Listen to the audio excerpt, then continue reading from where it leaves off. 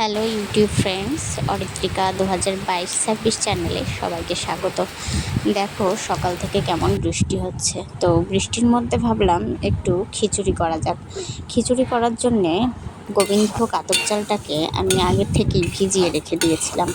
আর দেখো এদিকে ডালটাকেও ভাজতে বসিয়ে দিয়েছি।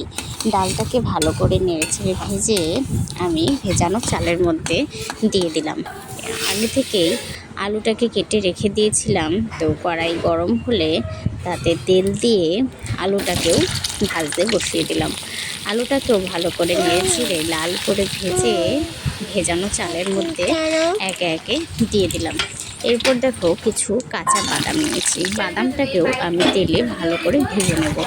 বাদামটাকে ভাজা হয়ে গেলে একটা পাত্রে তুলে নেব। আর যে বাকি তেল ছিল তার মধ্যে আমি পাঁপড়টা ভেজে নেব। পাঁপড়টা ভাজতে ভাজতে এদিকে দেখো আমার মশলাটাও রেডি হয়ে গেছে। মশলার মধ্যে আছে আদা বাটা, জিরে বাটা, সামান্য পরিমাণ লঙ্কা গুঁড়ো, হলুদ গুঁড়ো, পরিমাণ মতো লবণ। তো মশলাটা রেডি হয়ে গেলে দেখো তেলের মধ্যে আমি গোটা জিরে, তেজপাতা আর শুকনো লঙ্কা ফোড়ন দিয়ে মশলাটাকেও ঢেলে দিলাম। মশলাটাকে ভালো করে কষিয়ে মশলাটাকেও আমি ভেজানো চালের মধ্যে দিয়ে দিলাম। এদিকে দেখো বাদামটাকে আমি গুঁড়ো গুঁড়ো করে ভেঙে রেখেছি। বাদামটাকে ভালো করে ভেঙে খিচুড়ির মধ্যে দিলে খিচুড়ির স্বাদটাই যেন পাল্টে যায়।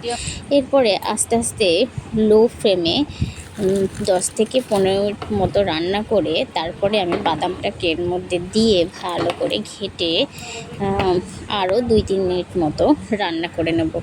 তারপরে গরম গরম খিচুড়ির মধ্যে ঘি আর গরম মশলা ছড়িয়ে 5 মিনিট মতো ঢাকা দিয়ে রাখবো।